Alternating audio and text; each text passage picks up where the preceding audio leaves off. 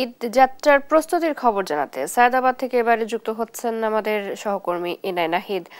নাহিদ, বাসের অগ্রিম টিকিট বিক্রি শুরু হয়েছে কিনা, কি পরিস্থিতি দেখছেন সেখানে জানাবেন।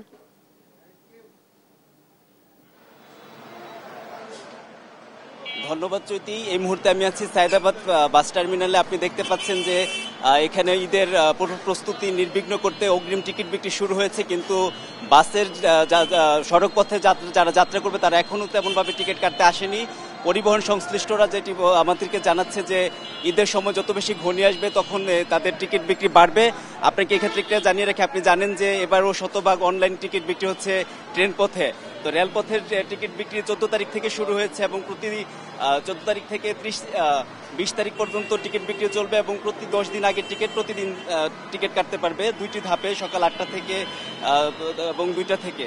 তো বাসের চেয়ে ট্রেনের টিকিট বিক্রি প্রচুর হচ্ছে, রেলওয়ে কর্তৃপক্ষ আমাদেরকে জানিয়েছে।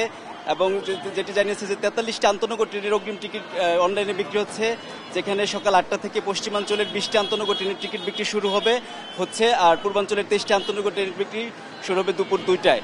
যদি আপনাকে আরও একটি তথ্য জানিয়ে রাখি, আজ 18 মার্চ যারা রেলপথে ভ্রমণ করবে তারা 28 তারিখে টিকিট সংগ্রহ করতে পারবে, 19 মার্চ 29 তারিখের টিকিট সংগ্রহ করতে পারবে এবং 20 মার্চ 30 তারিখের টিকিট সংগ্রহ করতে পারবে। আর রেল কর্তৃপক্ষ বাস সংশ্লিষ্ট যারা তারা বলছে যে ঈদ যত ঘনিয়ে আসবে তখন, যেহেতু আবার দীর্ঘ ছুটিতে মানুষ বাড়ির পানি ফিরবে মানুষ, তার ঈদ ঘনিয়ে আসলে বাসের টিকিট বিক্রি বেশি হবে বলে তারা প্রত্যাশা করছে। তবে বাস অনলাইন টিকিট বিক্রিতে অনেকে ভোগান্তিতে পড়ছে, নানা রকম জটিলতা পোহাচ্ছে, এরকম অভিযোগও করছেন কেউ কেউ।